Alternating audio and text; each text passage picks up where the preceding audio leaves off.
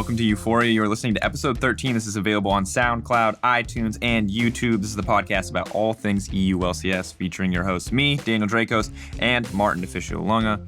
Welcome, Deficio. Thank you, Drakos. It was a great flight. I love EasyJet.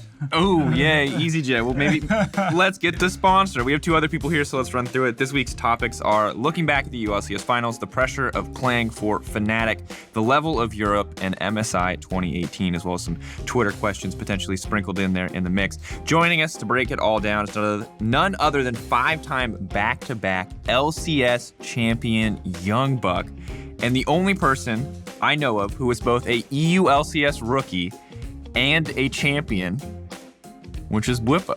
Hi. Wait, what about like perks? No, because you actually have not played enough games in the regulars, because the Rookie of the Split is a regular season award. We haven't figured out, actually, you're now such a special case that you can probably win Rookie under the current rules, which we may have to change. You could technically win Rookie of the Split next season, having already won the EU LCS. Because you have to play 3 or more games in the regular season to qualify as rookie, and you only played 2, and then you won the EU LCS. That's interesting. That's a special one. Yeah, that's actually cool. So we'll update you. I don't know if you'll be eligible or not, but under the current rules, you would be. You're now so special that you're causing someone some kind of headache. That's probably not going to happen, though. Like, I think that's kind of... I'm sure they're going to change something there. I'm sure. I also got to say, like, your title... not as cool as Youngbuck's title in terms of the introduction, right? It was a very long. You could have kept going. It's pretty crisp for I mean, Youngbuck has a lot of accolades here. I could have listed off each individual title. Winner of the 2016, 2017, 2018. Just gone through them all. MSI finalist. Funny enough, leading up to the tournament we're about to play now. As well. So I guess the first question is, Bwipo, do you have any extra titles that we need to know about? Best gangplank player in Fnatic. I mean, you're forgetting a really important one. The self-sustaining carry top laner. That's right. No, I don't really have anything, I think. Just memes. Like, we always troll it. Because, like, obviously Joey plays top lane as well. I used to competitively. And we have the self-sustaining carry top laner thing we have going on. And he copy and paste it. And every champ select he plays, he copy paste like this super troll. Like, it's like a copy paste that what it comes down to is like, I'm a self-sustaining carry top laner that has no champion pool issues. And I am not a win condition, I am the win condition. And stuff like this, It's so funny. I don't know, it's so good. Just let me know if you want to write for broadcast there, Joey. That sounds like great stuff. How to empower your top laner right there. That's inspirational. So one thing, we were talking a lot before the show because Martin was stuck in traffic getting here. But I found out... Throwing me under the bus. Yeah, I mean, you were. I mean, it's not your fault that traffic exists, but you were. You were late. I found out Fnatic has a pregame ritual that I had no idea about, that you guys talked at length about. Run me through this pregame ritual. What do you guys do? Well, we play a board game called Werewolves. It's very similar to Town of Salem, Throne of Lies, Mafia. You get dealt a role. There's about 12 different roles, I think, and the good guys have to find the wolves, and the wolves have to try to hide and lie their way through and try to convince the town that they're good people. Yeah. And this is our team bonding activity that I think we started in week 4. And we play it every day since then. Still play it every day between scrims. Every day? Between scrims, before scrims. Sometimes at night, we're just like, let's just play. Yeah. And whenever we have had a bad scrim, we just say, guys, we didn't play wolves. So then we just take some time to play a game of wolves and go into the next scrim. And then usually end up winning. It works. Yeah, it works. Okay, so what? There's so much I want to know about this. Like, why do you think... So does it work when you guys are tilted to just play this game and it works every time, that it's just like gone after this game? I mean, not necessarily gone. It's just like, there's a certain extent of myth, maybe. Like, it's not really... It doesn't work every time, but it works like enough to the point where people feel good about it. And when they play, they feel like, okay, we played wolves, and maybe they feel bitter about it because, we played wolves now, let's go into the next game, we'll be okay. Maybe something like this. But I do think it helps just...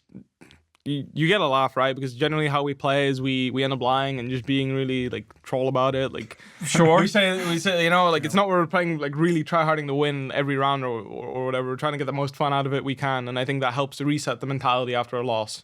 And I think that's what like the biggest deal is, at least for us. Who wins the most? Caps. I was about to say Caps. You're capping he's lying or not? Yeah, he's trolling. He's really good at it. He's really good at it. And I guess, Joey, did you introduce this? I did, yeah. I was recommended the game by a friend, and then I always played card games with Martin when he was in Copenhagen Wolves. We would always sit at the airport and play card games for hours and hours waiting for our flight. So I knew he liked these kinds of games. So I'm like, okay, well, I'm just gonna order this and see if people want to play. And it was just a really big success. Was it originally supposed to be like this big team building exercise? Was just like, hey, we have free time, we can try doing something like this, and it just grew. Yeah, I just thought we would play it a couple of times, maybe for a week or two, but I never thought it would actually stick with the team. No, we actually started with a different board game.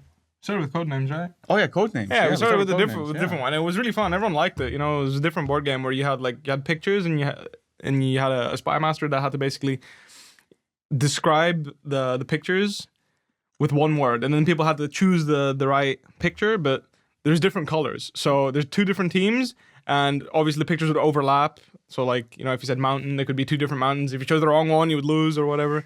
So that's where it started. People liked it a lot, and then we just started looking for other board games, and we said, let's play Werewolves. Yeah.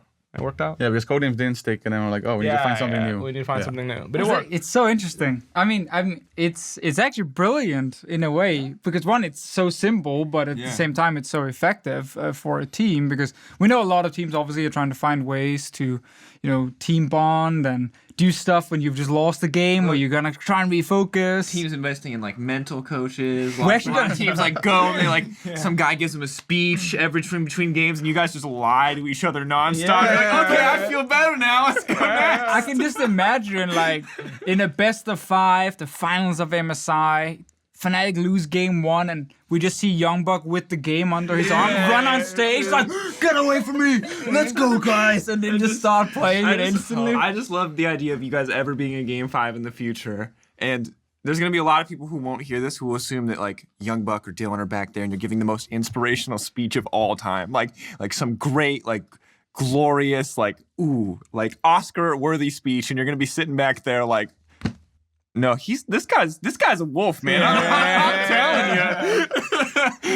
All right, good. We got a key to success now for Fnatic. I don't think any of the other teams are gonna bring this strategy to MSI, but we just revealed it on the podcast, I guess. So maybe now it's that was our one goal, was not to leak any Fnatic stats, so we've already failed ruined already. it. I actually have a completely different question, and we talked briefly about it, Bwipo, already. But your accent is very interesting, and I'm obviously a man of a very special accent. It's been a part of my brand as well. It's very clear I'm from Denmark. No one is really gonna question that. You, on the other hand, you're from Belgium. Right. However, you sound a little bit British. Yeah. Kind of 3 to 4 other things almost, and it kind of depends on what word you're choosing. Right. What's going on? Well, when I got into like online gaming, so a bit like World of Warcraft at the time, and I actually wanted to like play arenas and stuff in World of Warcraft. It required a certain level of communication to coordinate. And it turned out to be that the players I was playing with were from England, and they were from different places, you know, some were from Scotland, some were from you know, like, just generally in the UK. And then I spent like 2 years with these people, like day in, day out playing with them. Shout out to them, they're really cool guys.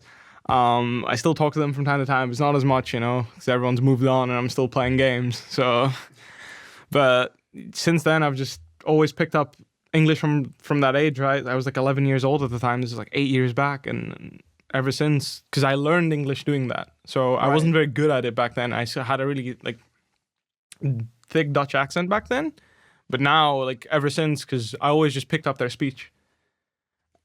Certain words will be pronounced differently for me. I don't know which ones. You know, I don't pay attention to it. You know, I have no idea like when my accent changes or stays the same. But that's just how it works for me, and like, I think it's good enough English that everyone can understand me. At least, you know, like it works for me, and ever since it's been like a good point for me. As in, like, I feel confident when I speak English. To the point where I actually feel like, because me and Joey speak Dutch from time to time to each other, right? Like for me, English is a more comfortable language. Oh, to be fair, speaking Dutch is also kind of difficult, right? Like, it is for someone who isn't Dutch, yeah. Yeah, obviously. He's from Belgium, so he has a really weird accent to Dutch people. I actually have to do an effort to. It's easier for me to understand him when he speaks English. Okay. It's not even like that's the thing. Like, he says this, but like if you compare to how I like talk to my parents compared to how I talk to him, like I'm actually making like the biggest effort of all time to make sure he understands me. Because if I would like speak in my own dialect, then I don't think he wouldn't even follow. Because Shox actually has the same dialect as me. He's from the same region. Out of curiosity, just as a sample, can we like pick like a sentence and you can both say it in your own dialect, and me and Deficio can see if we can actually hear the difference here? I can understand some Dutch. There are Danish words in there. Or maybe we have Dutch words. It's actually kind of difficult for me because I haven't like done it in so long, right? I haven't like. I mean, no pressure. We're not trying to put you on the spot. I'm just curious. Can you talk about this being like so different? It's always just interesting. Give us a sentence, Drakus. Hi, how are you doing? Let's just do that. Super simple. Maybe in Dutch. I don't know. I assume it's simple because it's simple in English. Hey, hoe gaat het? Hey, hoe gaat het? Oh, it's a little bit of more over there from Joe. Yeah. Oh, right. It's like They have a really soft G. Yeah. The G's are definitely the biggest difference, for sure. We make a lot of fun of Belgian people for having the soft G. Yeah. I'm from Bruges, right? And there's 2 G's in there, so we say Brugge. Yeah. Bruh. Whereas if he says it, it's completely different. Yeah. I would say Brugge. Yeah, Brugge. See? On the podcast, we're learning. As an ignorant American, this is so fascinating to me. I'm like, oh man, there's other languages in the world. Have you ever heard like a really thick Dutch accent when they speak English? Because I feel like all the players we have or have had in the past, like Shook and you, Joey, like I don't hear the Dutch part when you speak English. Well, I don't know them because like. Because the only time when I remember a Dutch accent is from the Austin Power movie. That guy, I don't think that guy was Dutch, by the way. I think that's probably a pretty over-the-top character. It's supposed to be a Dutch accent, and it was like very clear. But I've never actually heard anyone speak like that. Do you want him to say, I'm Dutch? Isn't that weird? Is that what you're saying? I'm just saying, like, I never felt like you had a really thick Dutch accent. So. Well, thank you. And could you try and fake one when you speak English? No, I can't. Yeah. You sure? No, I'm really sure. We've tried. Oh, damn it. All right. Jeez. All right, we'll stop beating the dead horse and we'll move on to the first topic. All right. So our next topic, one that we probably delayed for too long, is the EU LCS final. Purely our fault that it took us this long to get a Fnatic members on after the EU LCS final, but just kind of want to go back and take a look at it. And my first question is the preparation that went into final and your approach to both the game and the preparation leading up to it. I'm just curious, like, what actually went into this 3-0 win in terms of how you beat G2, how you come out on top in this final? I think we realized very early. I mean, we already saw in the spring split they weren't good at closing out games. So we looked at them and said, okay, well, their strength is top lane. So we want to shut that down in the draft, like we banned Fiora game playing these kind of champions. Mm-hmm. And then we are very comfortable playing late game, falling 5k behind because we know that at some point they will take a 50-50 Baron because they're not good enough to take towers without killing us or us making the mistake for them. So that was basically the preparation going into it. Draft-wise, that was a strategy that we wanted to take. Yeah, I mean, it was pretty clear. Worked pretty well. Yeah. Game 1 was like Camille ban, Fiora, GP, pick Reckless Tristana, which had, 95 or 100% win rate in the EU LCS. So I guess it's actually kind of weird because I don't think any of us were really surprised that Fnatic not only won the final, but also was fairly like one-sided. At least I had a 3-1 as my prediction. I was just like, okay, Fnatic's going to win this. I said 3-2 because I feel like I said 3-2. Because of your feelings? Or because you were like... Or did I say 3-0? I don't know, I just felt I don't remember what I said. But anyway, I would have liked 5 games. And I knew that you guys were the favorites for sure going in. But I definitely did not expect it to be this one-sided. Not even if it was a 3-0, I expected it to be much more like close, contention, single, like big final team fights deciding it. And while that was kind of the case... it didn't feel like you guys were playing on even footing. It felt like G2 was being forced into this situation and you guys had like planned it the entire time, you know? Yeah. I mean, from my perspective in the game, I felt like after game 1, I felt like the other games are just a repeat of that in the sense that, we fell kind of behind in the early game. I've had a kill or 2 in the early game. All right. We it's saw. fine. I did. I know full well. I know better than anybody else. But the idea was just, I just got put on the Silent because I wanted to be on the Silent because it just shuts out certain possibilities for top lane, right? Like the Yamada kind of last week talked about is like the meta revolves around him. Mm-hmm. He is the meta pick. He's the staple.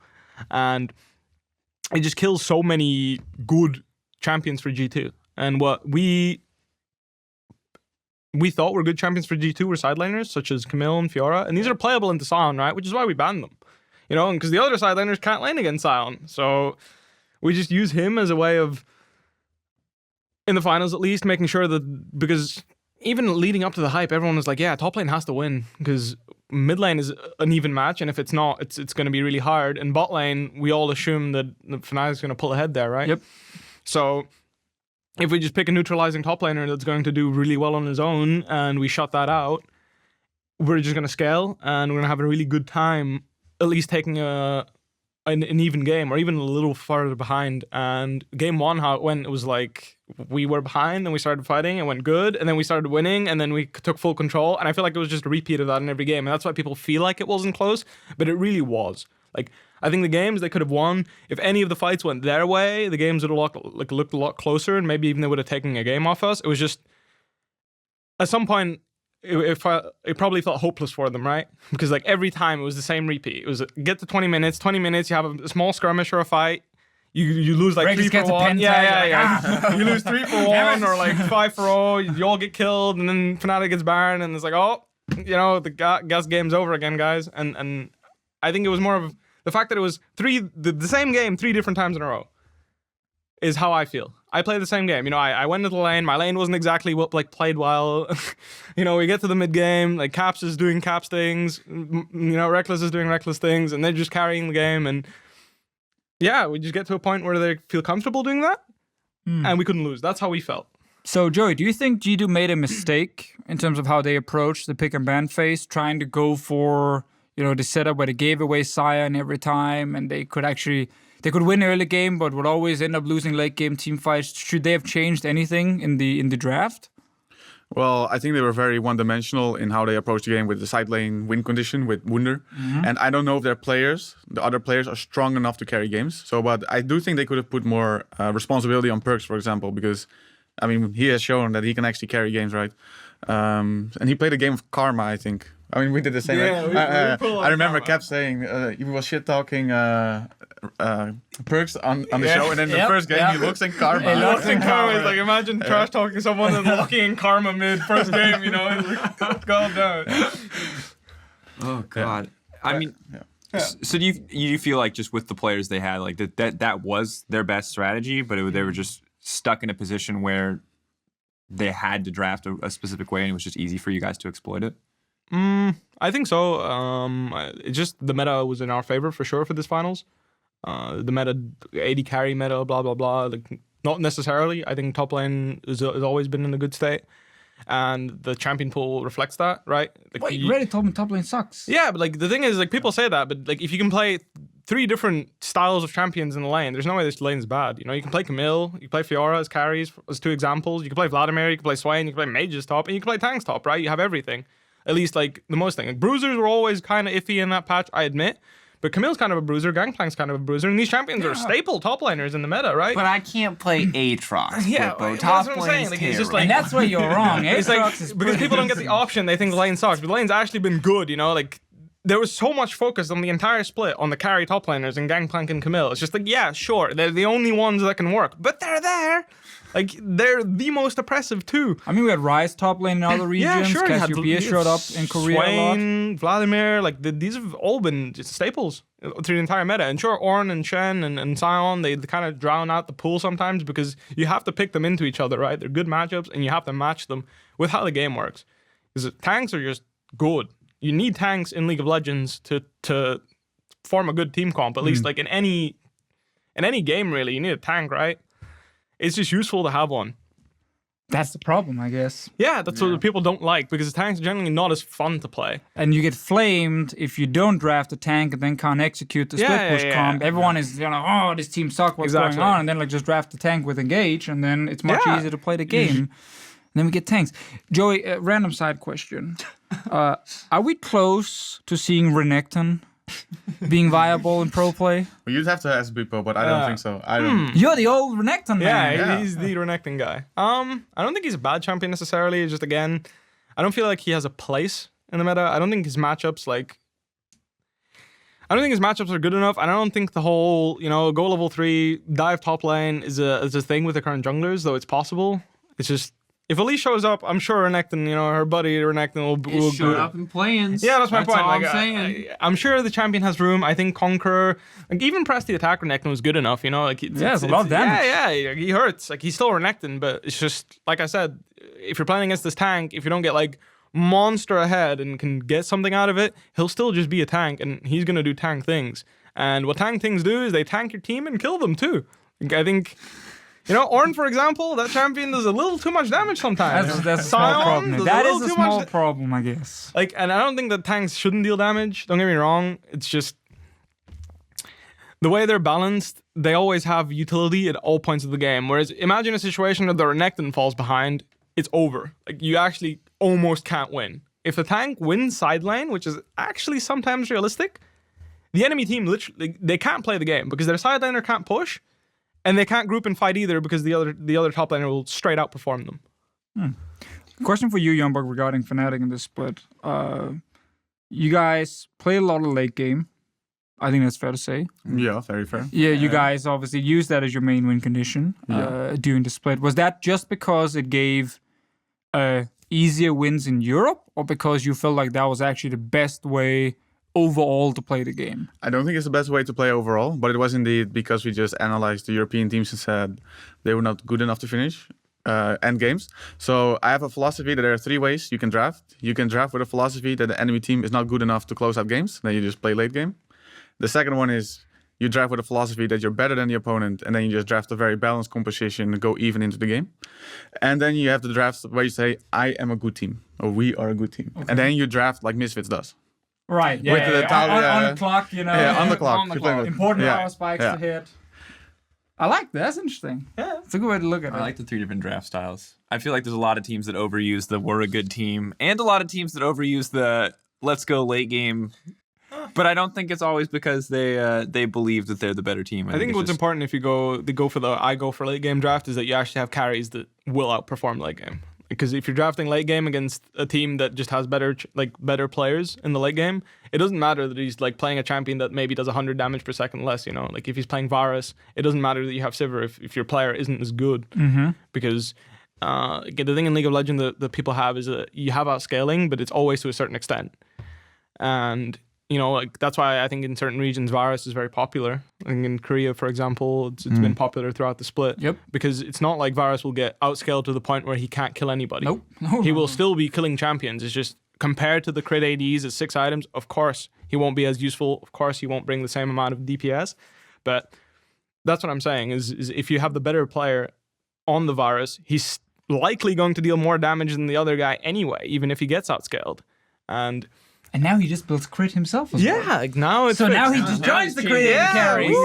Weird spot on that champion right now. So the other thing I want to talk about, speaking of good players, you come in, you win, you give an interview, you're now the best top laner in Europe, according in your eyes. And now look, like I'm not going to agree or disagree with that statement, but I will say that there were a lot of people who were upset by that statement. I remember one Splice analyst coming in and being like, "This is unfair, this is ridiculous," and clearly stirred up some controversy there. Why don't you run me through? Well, first of all, 8 months before I won the finals, I was playing in the LCL, the Russian league, and I played relegations. So, I lost. Well, I won the relegations, but I went down there. And then my dream from that point was always to play in the LCS. Fast forward 8 months, I just won the finals. I'm gonna be a little cheeky, like that feels really good, especially with all the people that were like there cheering for me. That does something to you, and for getting an ego.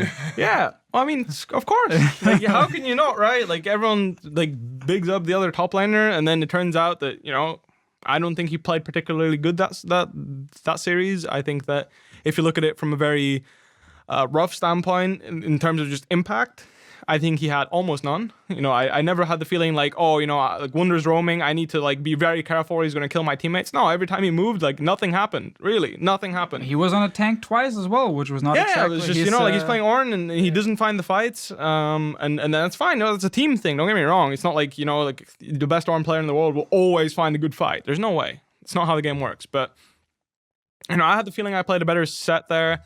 To say I'm the best top laner in EU is obviously, it's exaggeration. There's still Alfari, there's still Vizichachi, there's still Odoamne, there's all really good players I didn't get to play against. Yeah, but he's on my team, right? Like when I said that, I think the amount of controversy came from the fact that I like had him as an afterthought, right? Because again, he's on my team. I don't see someone on my team as straight competition. I don't feel like I have to beat Soaz. No, I just have to be different.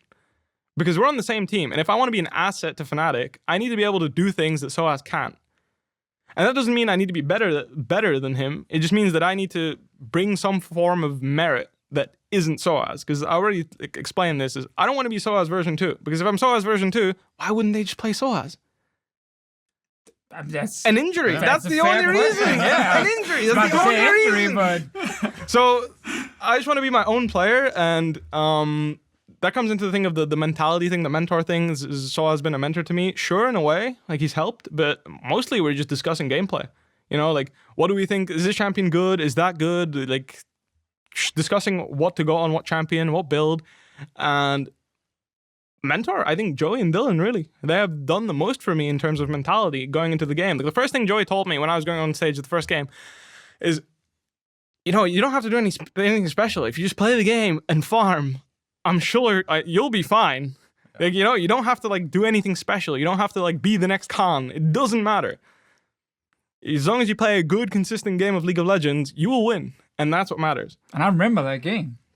Cyan top lane logged in. Yep. Caps went top lane on Yeah, Talia yeah. like 5 times. They got a bunch of kills on who was it? Who was the top lane? A poor guy on Shin. White Knight. Was it White Knight on Shin? Just getting He didn't die beaten too down much. the ground off of Yeah. that top I lane. think he died twice. I mean, my experience from that, and I think that it also relates to the play-ins from MSI, is that I felt like when I was playing on Fnatic in the regular split, I felt that our players were just generally stronger. So they needed some of the lanes to step up and straight up outperform our lanes in the laning phase. So they just need to get a huge advantage and basically just start roaming and carrying the game from the beginning of the game, or we would just win. Like later on in the fights, I didn't feel like our players were beatable. You know, I didn't feel like in any stage or any team in the LCS could straight up take us on in a 5v5 and outperform Caps and Reckless, for example. You know, outperform Hylissang in terms of playmaking. That's just how I felt, and that feeling is really powerful, right? Because you don't feel any pressure, and a lot of people tried to put pressure on me, but there really wasn't any. And to a certain extent, that was kind of sad because I felt like even if I lost the finals, I would be like, I tried, but whatever, you know. I didn't feel part of the road necessarily because I didn't play those 18 games of the regular split like everybody else did. I played 2 of them, you know, and at the end of the day, I think even if we lost them, we still would have been first place, you know. Yep. So to me, there was very little pressure, and it was somewhat sad in the sense that even if we lost, I wouldn't have even like felt too bad for myself rather than my teammates, you know, because they would be devastated because this was their chance. Don't get me wrong, we grabbed the chance. We showed up, and I'd like MSI to be the same in the sense that we can show up and live up to expectations. I'm not sure where the expectations lie and how good we are because we just haven't played against any of the other international teams, right? Like I don't think we've played against China or Korea yet because they weren't here yet. But Yeah. I think the biggest thing is I don't have too much pressure on me because I'm just playing the game. Yeah, I always just told myself going into the finals is I got picked up as a substitute because I was good at playing the game. And That was from solo queue, I guess. Right, yeah. So And- Joey, were you part of picking him up? No, or- he actually joined before I did. yeah. You can't even take credit for it. Yeah. The great talent scout. I'm actually not even sure who like picked me up, but the idea for me was that I can just play the game, just play solo queue, and one of the biggest things that helped me mentally with the team in the sense that I deserve to be here, I deserve to play the finals, is that teams have the opportunity to go for an emergency substitute, but I didn't even have the feeling that anybody even thought about it. You know, like nobody even thought about, you know, maybe getting Kikis or whatever free agent top laner instead of me and playing in the finals. No, it was just like, oh, we have this guy. He's been playing with us, and he's always just performed over the course of the split in the games that he got. So we're okay, you know. Nobody like I didn't have the feeling that anybody was at night like stayed up and like, oh god damn it, we have to play with Bwipo instead of Soaz. You know, we're gonna lose now because of that. I had the feeling that it was like, yeah, let's go win. This is where Joey drops the bomb. Yeah, He's like, yeah, oh, exactly. You know, like, yeah, so Yeah, that would be really awkward. Busy, You know, the Polish league, you know, very, very tight schedule. But yeah, you know, Or like, you know, maybe even expect, you know, like, yeah, like, just there was no mention of even thinking about getting anybody else. Everyone was like, Can you confirm this, Joey? I remember the day you were at a dentist over the May of yeah. Turns out we can't get Khan. So we still. How is this entire thing from your point of view now, with obviously working? Because you had the chance with expecting Kickers on G2 for a couple of weeks, I guess it was, before Kickers which did not go very well. Which did not go very well. Yeah. Now you had a new chance with a top lane sub situation. How was that from your perspective? Yeah, so first of all, Soas was really open to it. Like, he wanted to substitute himself as well. So that's the first thing, right? Because Kikis didn't want a substitute. It was forced on him. And at the start, I didn't really take Bwipo that seriously as an in-house sub. Substitutes have never been taken very seriously in Europe and NA. But he actually proved himself slowly, and we just wanted to actually build him up and give him some stage time. And at the time of playoffs, it was very clear we're going to start Soas. But if things go south, we can actually put in Bwipo. And then Soas broke his hand, and 5 minutes later I'm telling Bwipo, hey, you're playing the finals and semifinals. Damn, that's intense. And I mean, it led to like a huge moment, and a big moment, especially for you, Youngbuck. I mean, winning the 5th title, we kind of joked about it earlier, but like, how do you feel now when you win an LCS title? Like, are you just racking them up now? Is it like, what did it feel like when you won the first one versus now when you win the 5th one? How did you feel about that? How did you feel about that? So I think the 1st and the 5th one felt the most special because, I mean, I've always played relegations in Copenhagen Wolves, right? So winning the 1st one was very special. I mean, Deficio knows, exactly. Hey, we're the relegation kings here, man. And after that, with G2, it became the expectation to win. So if you win, like, someone would like tap you on the shoulder, like, good job, boy. And now next split. It wasn't something special.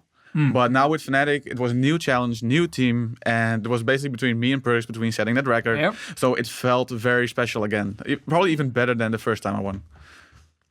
I like that. I like that a lot because obviously, when the split started, Fnatic had not won or been in a final for 2 years. Yeah. And then when you joined the team, I assume from the get-go, the goal was, like, from the management as well, win EU LCS. Or was it just like, top 4 is fine? It was literally like, Youngbuck, you're here now. We need to win. My goal was to be the best team in the West.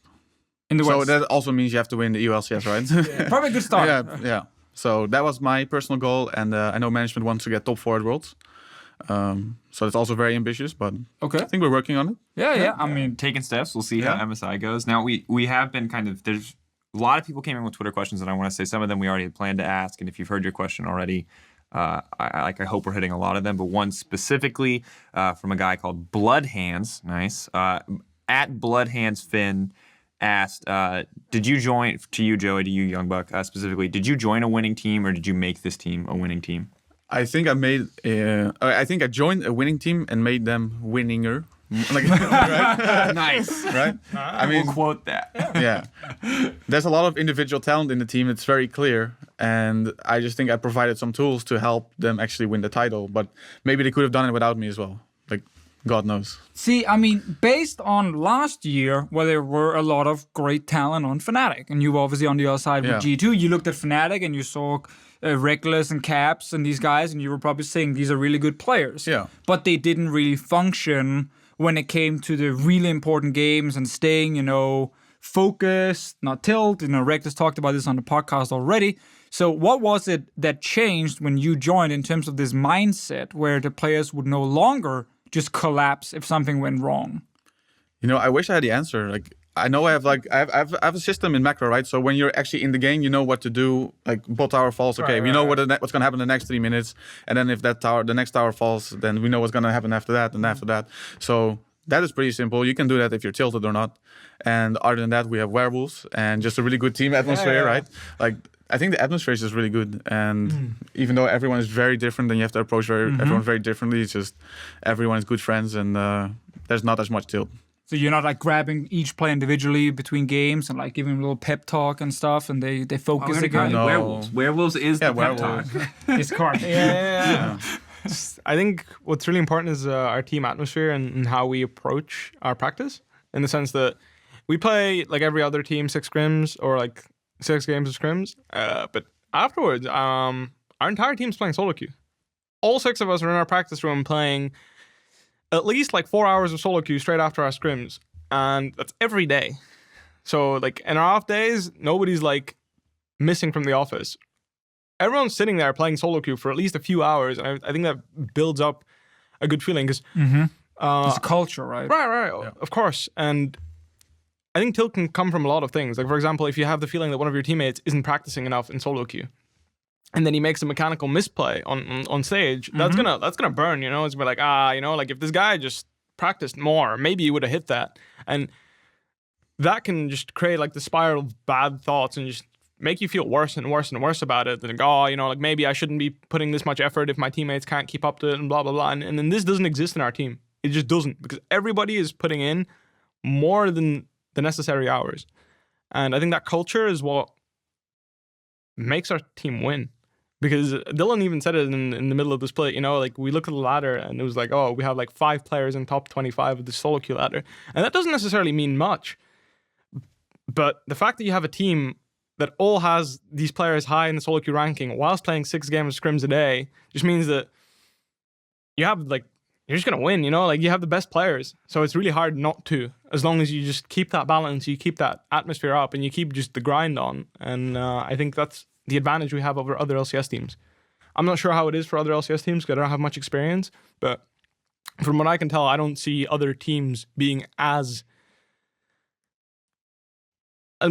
busy on the ladder, I guess. Like, not everybody's playing as much solo queue. And sure, there's like maybe X team has like 3 players that play every day, like 4 hours, 5 hours, 6 hours a day of solo queue, but not all 5. Yeah, and in our case, all 6. And that's big. I think, we've heard different approaches to that because like one thing that comes up is that issue where people feel like they're putting in variable work, and we've heard different players and different coaches that have come onto the show talk about different solutions, whether it's kind of separating work and home and making sure that like people are more open about confrontation. And it seems like you guys have just avoided any of those issues altogether just because literally everyone is on the same page and is just grinding solo queue and is putting in hours. So I'm wondering, this is just to be a little bit negative here and kind of see what you guys think. Are you guys riding high on the fact that from the get-go, when this split started, you guys were winning games and you have not been in a huge slump yet, which tends to hit certain teams? Because if, like, typically players are really motivated to grind a lot and keep on a positive spirit when you keep winning a lot, this is obviously probably hard to answer, but like, have you guys had moments where you felt like, okay, now we've actually been losing 6 scrims in a row, and still after that, people were feeling great and ready to work? It happened this week, actually. Yeah. Okay. Yeah, we went 1-6, right? And then afterwards, everyone was it was just 1-6. Yeah, it was 1-6. So like, you have to imagine, it's not even 6 games. Like, we had to stop one of the games because it was so bad, and then we played another one. So we played 7 games, we went 1-6. But yeah, it's just, I think it really depends. I think it depends on why we lose, and I think our team, we never lose because of like individual skill, because I think that's a really big deal. Because if you feel like you're losing because you're not playing the map well, or you're not like you're losing because of the draft, or your macro game isn't very good, you can always fix that. At least people have the feeling that you can fix that. But if you're losing because one of your players just keeps getting smashed, then True. That's much harder to fix, and that creates a lot more tilt, I think. Do you think that like this is a test that you guys haven't really had yet though? Because this one day where you've lost 6 scrims, you can go in and smash the next day. Do you feel like because we've seen a lot of teams. I think Vitality is the most immediate example this season where they started on such a high and then they slumped so hard. Do you feel like you've had that test where you've really like hit the lowest the team morale can hit? I don't think we've had the biggest test yet, which is MSI, based on experience. But we've had a small test when we were 2-2 in the first 2 weeks, and the critics were already saying that maybe it won't be a G2 Fnatic final, and We gotta start some narratives here, man. Giants and Vitality for 2018. Yeah. Okay, we're For now. jumping that hype train, but I understand. There are many fans who are like vultures for Fnatic news, and they're ready. The second they think you guys are going down, they're like just ready to leap on that. Yeah, but MSI, at least based on last year, you're gonna lose games that you think you're not going to lose. And how you handle that is going to be very crucial for the next games, because you played 10 best of ones in 5 days. So if you get tilted on the first day because you lose to RNG with a good draft, and then you lose to the play-ins team after that because you're tilted, then things spiral really fast. Yeah. And I think I hope that like that's not I hope that that's not an issue for you guys. Like, right, as an EU pundit, that's something we can see you guys overcome. But I think that is like one of the few questions that remains to be answered for this Fnatic lineup, because we've seen, I think, so much from this team over the course of the split. But similar to your question earlier about like how they were drafting, trying to figure out if that was how Fnatic have to play or how Fnatic want to play, I think this is the other thing that's like the last question that separates you from being, you know, a really good team to like a really great team. Yeah, I mean, for me personally, the way you guys were drafting and playing in the EU LCS leaves me with a lot of questions for MSI specifically. And obviously, we're going to talk a lot more about MSI later as well. But just when you talk about the individual part, how all the players can keep up, no one is getting smashed. You know, I looked in at MSI suddenly, and I just picture a world. Kingzone shows up, Bwipo is in the starting lineup. Khan takes the J, smacks him in the head with the hammer. He dies a few times. We all saying and being like, huh. That might be a bit of a problem right there, you know. But we obviously don't know if that's going to happen. So, well, the thing is I'm a Jace player myself, so I have a good idea of what to do against him. But it's also a matter of draft as well. You know, don't give the team that opportunity. I think is really important. You know, like I think we communicate that very clearly. You know, like Dylan, don't give Peanut Olaf. Just don't. You know, it can be a 9-1 matchup. Just try your hardest not to do it. For example, you know, like, I don't think that's anything special or I'm leaking anything specifically there. It's just a pretty common one, right? Dylan is gonna watch this and have a talk with you. Like, Why would you let Peanut know his Olaf is that good? You know, I think it's when you're playing against a team that is considered better than you, like throw them off a little, you know, like Joey brings it up sometimes, like if you keep losing to the same team, just stop playing League of Legends. You know, like start doing something different. Whatever it is, do something different. You know, like whether it is, you know, you just... No, what I say is that I want to go into MSI and play how we play, because if you lose to Kingzone at MSI, you know, it's not the end of the world, but you can learn a lot from it if you actually play what you're good at. I'm not saying draft 3 losing lanes against Kingzone, but I don't want to see a Falcos Draven in the bot lane and then afterwards like lose and then say we did not get anything from this experience. But at the same time, if you're in a best of 5 against Kingzone and you're 0-2, then it's really time to say, guys, we're not going to play League of Legends against these guys anymore. I don't know what we're gonna play, but we're not gonna play this game anymore. Yeah. It's good, yeah, because we see a lot of teams just do the same thing and keep losing.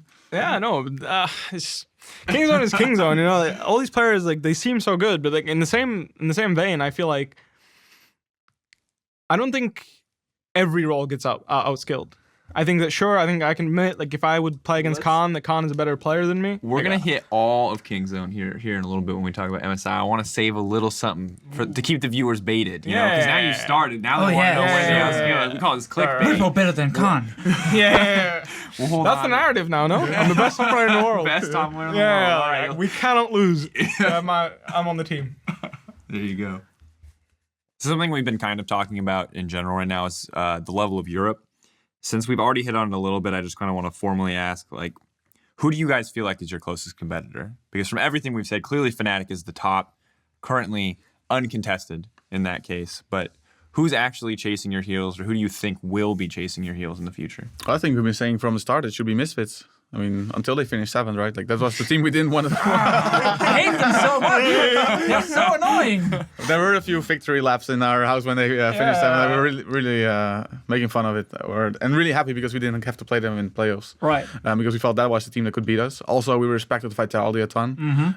Just because they exploited our weaknesses in the regular split, even though we went 1-1, somehow it felt like it was a 0-2. Yeah.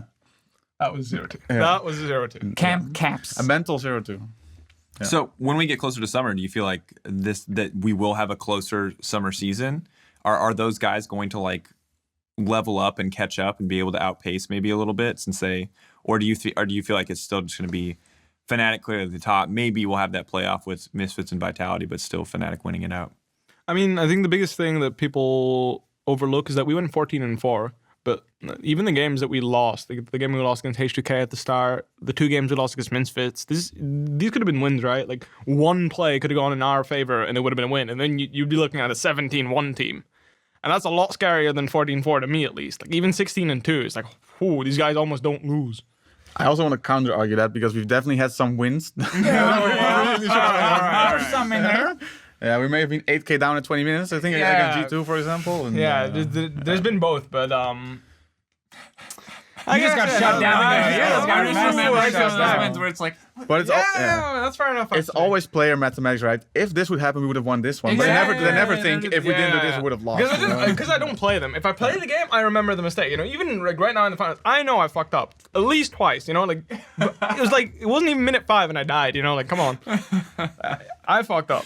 It is very interesting in Europe there because the last 2 years we obviously had G2 kind of sitting on top, and now Fnatic, and it's often felt like, at least going into playoffs, that we had one team a level above the rest. Now, I'm not saying that team couldn't lose, because we saw G2 obviously almost lose like to Splice in that quarterfinal, and we also had some somewhat close series against Fnatic in the past. But we often have one team that does stand a bit above for different reasons. G2, I always felt like it was more. They were like just that smart team that had super reliable bot lane. You can always win BU5s. And then like Trick and Perks was obviously also a pretty good mid-jungle duo to have in Europe. Where with Fnatic, in this case, it was more, to me at least, like they just have the best carries possible, and they are a team that fully understands how to utilize those carries. And the other teams in Europe are not like good enough at certain parts of the game to fully exploit it. Like none of the teams are super clean at getting early leads and then winning the game. Because G2 and Vitality could win early game against you guys, but not always close the game. If they had been fantastic at doing that, we could have seen a team maybe beat Fnatic in a best of 5. But that obviously was not the case, which is why you guys ended up also 3-0ing the final. And Misfits was one of the teams where you could say these guys in the past could have been smart enough on a macro level to bring potentially a huge challenge, but then they didn't make playoffs. So it made obviously you guys really stand out, and it looked like no team actually had a complete counter to Fnatic. And I'm not sure they're going to have that for Summer Split. I don't know. I think a big thing of Misfits underperforming so much is that they had a really good international result. And I've had this experience about MSI that after you have had a really good result and you reach your goals as an individual player, your motivation is going to drop really low or your arrogance is going to rise very high. And both lead to a lot of catastrophic failure.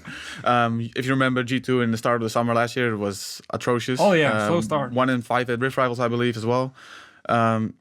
But hopefully they get back on the horse now. Well, hopefully not for Fnatic and the fans, right? But usually a loss motivates way more than a win does, like than performing good. I think performing very good internationally or domestically is a way bigger threat than not making your goal. Do you guys need Misfits and other teams to be better for you to keep improving? I don't think so. No, I think the way we've been approaching the game, it doesn't really matter. I mean, we need individuals that don't get solo killed at level 3 every game. We've seen that a bit this week, right? The scrims. But then you can't practice anymore. So we do need a team that has really strong individuals where you can actually play League of Legends against. And then it doesn't really matter if they are Clown Fiesta team or if they have really good macro. As long as you can practice what you are trying to improve on, it's whatever. Yeah, and I think, it's good to hear for Fnatic fans. I think they can continue to improve because the frequent problem that we hear about from a team that's a top team that remains a top team is that it's really hard to improve within the context of your own region because no one is pushing you.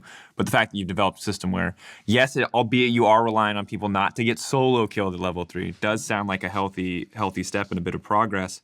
And now looking at with you guys as a solidified top team in Europe, what is the level do you think of Europe overall if we start to look internationally, if we start to compare across regions?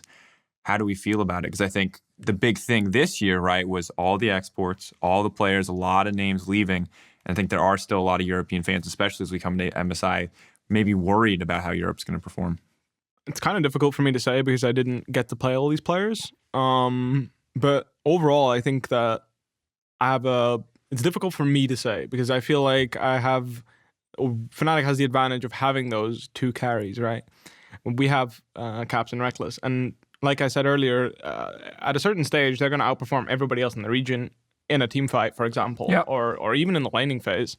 They're just going to outperform you unless like it's a really bad situation for them. And I don't feel like it's reliable to create those bad situations often enough for us to be challenged at the point, like in our current point in time. And I think that kind of like ties into the play-ins for MSI as well. I feel like like Supermassive and Gambit are doing really well because they have that advantage in those lanes, and it's the same for us in Europe. I feel is that our carries don't get challenged, or like when they get challenged, it usually hits a point where the other laners can't keep up. Like the other players can't just deal more damage or be more effective in team fights, for example, because that's how we won, right? That's how we got here, and that's how we won, is by team fighting like that, because that's just what it was.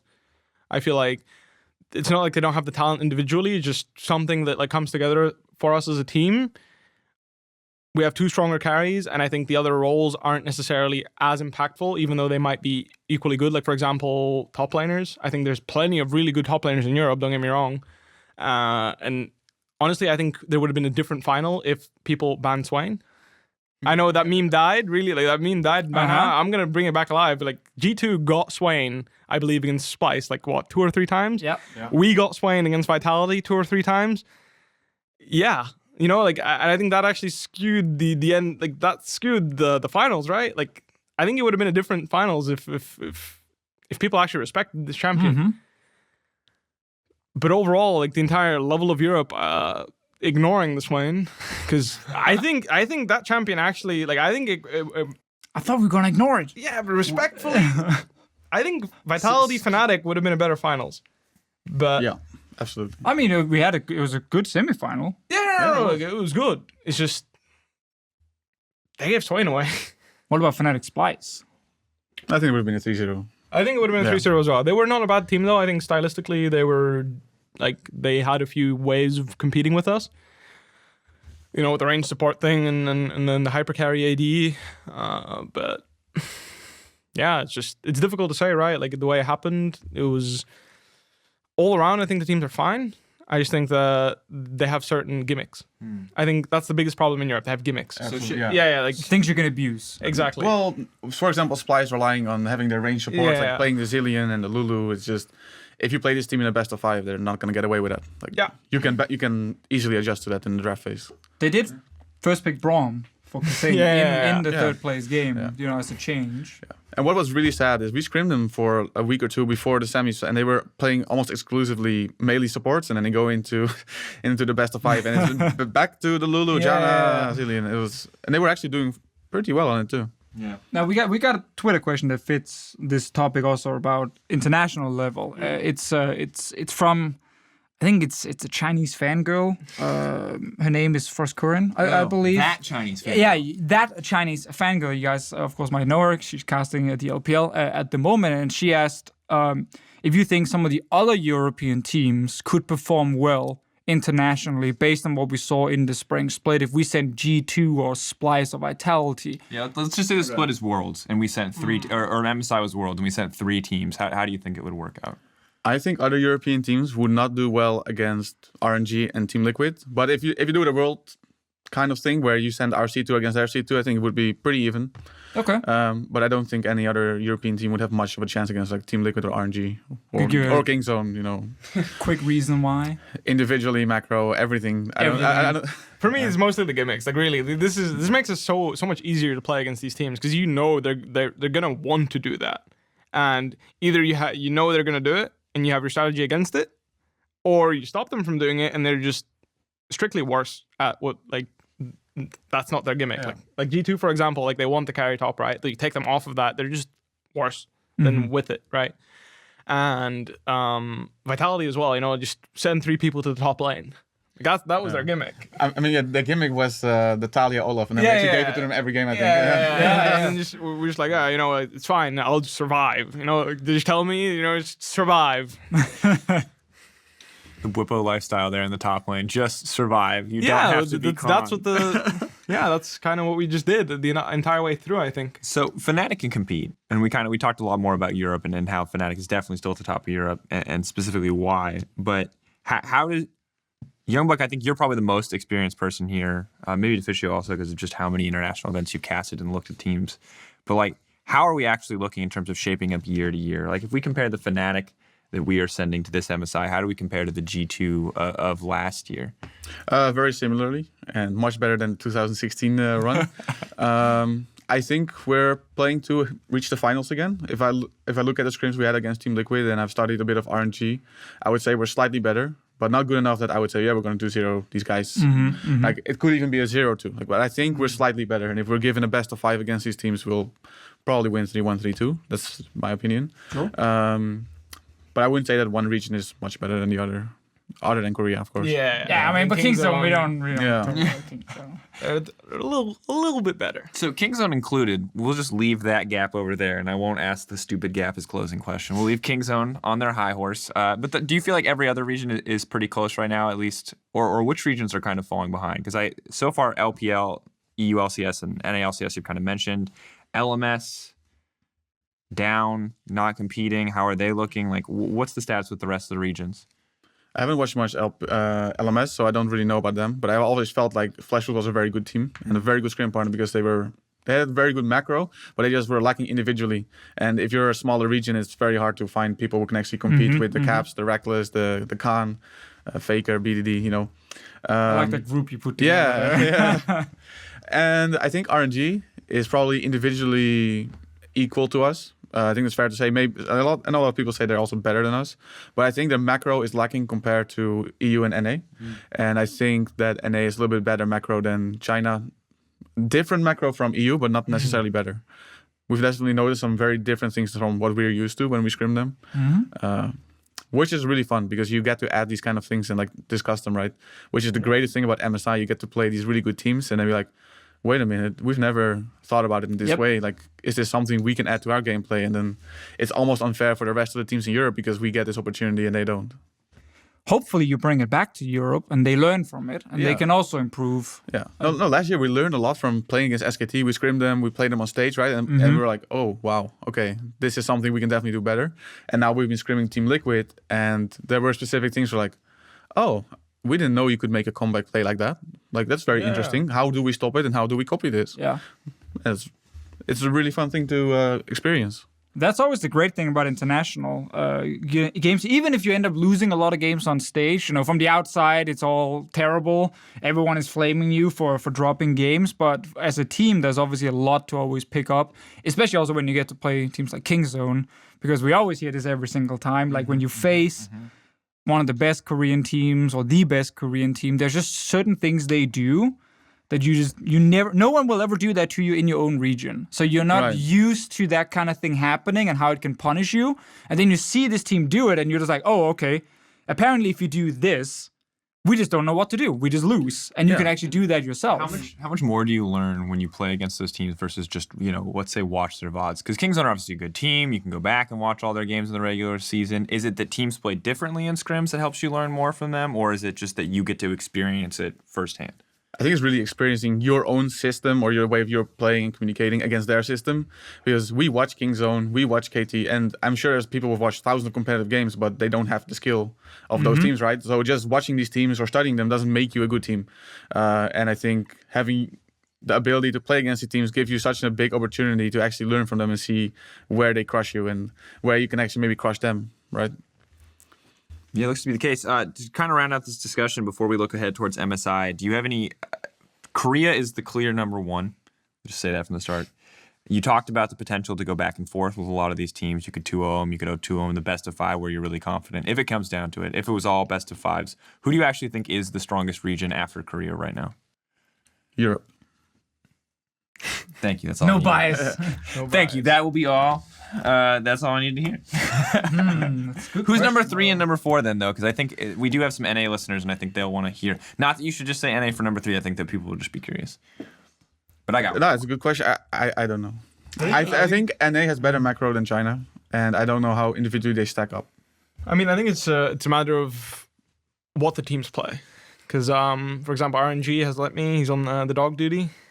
Like, I think, for example, if you match that with your own dog champion, that you don't necessarily get too much value out of that. But if you're like a team like Kingzone that thrives off abusing people that pick those champions, then that's going to be a bonus for you. And I'm not sure if Team Liquid gets that bonus because Impact has been the guy that's just, you know, he just picks it up and he lives on his island, right? And then he just, no matter what happens in his lane, he just shows up.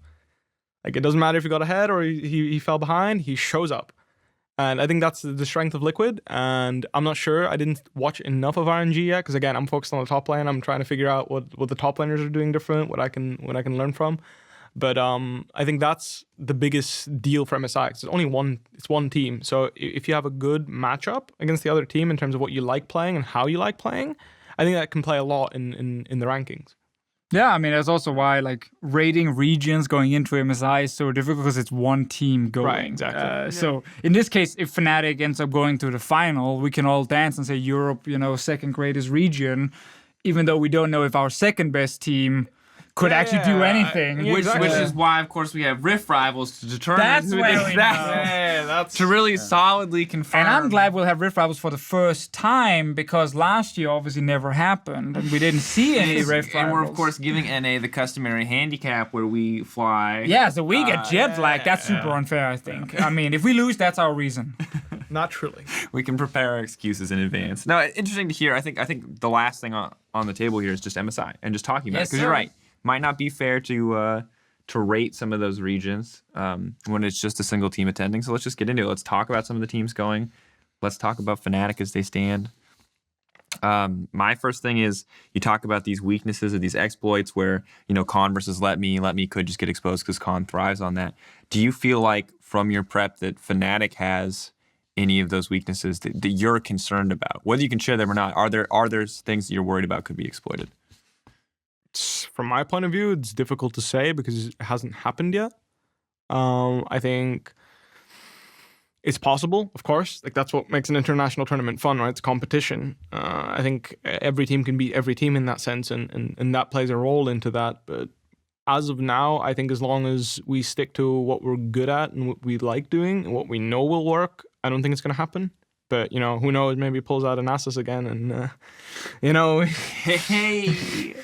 Oh, man. Memories are alive. That dancing rift hell, man. Yeah, it's like, burned into my memory. Yeah, it's just... I had to cast that game, man. Yeah. I was like, oh, no, please, end this game. Like, that's what I'm saying, from what I heard, it was expected, like, Nasus was a pick in the Maokai at the time. Yeah. And, like, from what we know right now, like, if I'm picking a champion...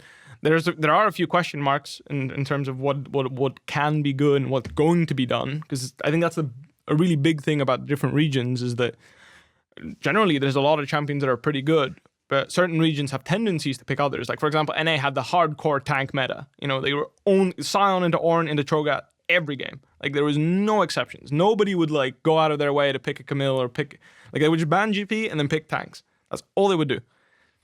Even though, like the Swain, for example, could be pretty good into a tank or anything like this. So I'm not sure if other regions like have that right now. It looks like everybody's pretty much solidified on the tank meta, or at least were on the prior patch. Now that we have Conqueror, that could change. And obviously Conqueror makes a lot of champions viable, or more viable. Do you actually think it's enough? Because just judging from Masters and play-ins, I have not seen a lot of Conqueror top laners just take over and become the meta. Yeah, but that's the thing. That's what I'm saying. I don't think so. But that doesn't mean Kingzone thinks that. Sure, yeah. Like they can just be like, Jax, like this is the champion. He wins every lane. He does this and that. And maybe it does, and maybe they have a style that creates that situation where Jax is the best champion in the game. But I don't think so. I don't have the style either to pull it off. I think I don't think so. Maybe I do. We'll find out. It's a mystery. Yeah, exactly. Don't want to let them know. Like I'm not sure. If this turns out to be the biggest long con and you first game Conqueror I Jax, just and pull you out, just smash with Conqueror Jax for the rest of the tournament. It's just an example, like that's the thing. That I mean, Youngbuck right now is sitting and kind of doing the, yeah. stuff. Don't the Conqueror Jax, don't let him know. It's just, like that rune and just it opens up a certain set of champions that might be good, might not be good, and I think that different regions will have a different approach to it. I think the handshake at the start of MSI will be probably tank meta. I don't know for sure. But I think there's enough room where there could be different things that could surprise all the teams, right? Because like maybe what we're doing right now will surprise other teams, and maybe what they're doing will surprise us. That's what makes an international tournament an international tournament. That's what makes it interesting, because then you have to see the teams adapt to the meta. Yeah. In case that the Conqueror is the best keystone in the game and you cannot play against it. I don't personally think so, but maybe it is. This might not be the tournament where we get to see it, based on the fact that 3 out of the 4 major region teams have mainly tank players. Yeah, that's my point. Lane, that's what I'm saying. But they have one region that does. Yeah. And if they just have so much success with that one strategy, then it's a matter of do the people stick to their gut and just accept that they're going to be second place, or are they going to try and adapt and also follow the meta? Because that's the thing in a tournament, right? In this type of setting, is that's that why people have Khan to is follow. dangerous. Big question. They have to follow the meta, like follow what's winning at the time. At least I believe so. Maybe Joey thinks differently. That you should just stick to your gut. Like from the start, you set your meta at the start of the tournament, and then you just go through. And if you go 0-10 because your meta is wrong, I don't think so. I think you should adapt. History would prove that's not how Joey does. I think we've seen G2 adapt. No, but there is no winning because if you stick to your guns and lose, it was the wrong approach. Yeah. And if you actually adapt, we should just play what we practice, guys. It's true. If you lose, it's always the wrong. You always made the wrong decision. Yeah. So I would like to jump in on the Fnatic one. Obviously, from the outside, not being part of Fnatic specifically, so I can, I guess, give my honest opinion on this team going into it. And we talked a little bit about this last week, and looking at Fnatic and you guys with strong team fighting, two great carries that outshine everyone in Europe. That part, I think, will still be a strong point around Fnatic at MSI, but won't give you the same advantage we've seen back in Europe. Like if you take RNG versus Fnatic, it's Xiaohu and Uzi versus Caps and Reckless. And I just don't see Caps and Reckless being a level above those two guys, and therefore Fnatic will have that as a clear advantage. Now, there will definitely be things where RNG will make some questionable decisions on the map that can be exploited. But the way I often look at these, especially BO1s, is a lot of times once you get to the late game where you want to punish RNG for terrible macro or, abandoning side lanes, the theory ends up not actually being what happens, and then when we get down to the game itself, you end up in these big brawly team fights. And RNG last year at Worlds, from talking to Mythi a lot, and I want to hear if you agree on this one, Youngbuck, we all came in with the mindset that they did have very questionable macro and decision making, but when you played against them, they actually were really good at abusing small windows to quickly force a play that forced your hand. Yeah, so they're really good at initiating team fights. And if you make an error in tempo, they will actually catch you. Probably they don't even realize that there is a macro error happening, right? They just see a potential fight. They just see it. They see the fight in front of them. And it takes so much discipline and game knowledge and focus as the team with superior macro to not fall into that trap and not make the mistake. Because China, for example, really loves the 5v5 bot lane fights at 4 minutes, I think, right? So, but it might happen in our game where we gank bot lane and there's two people TPing, and then in that moment you have to make the right decision. Can you win this fight at level 4? And if you do follow up and you lose the fight, it doesn't matter if you're better at macro. If you're 2k gold behind 4 minutes, you lose. Exactly.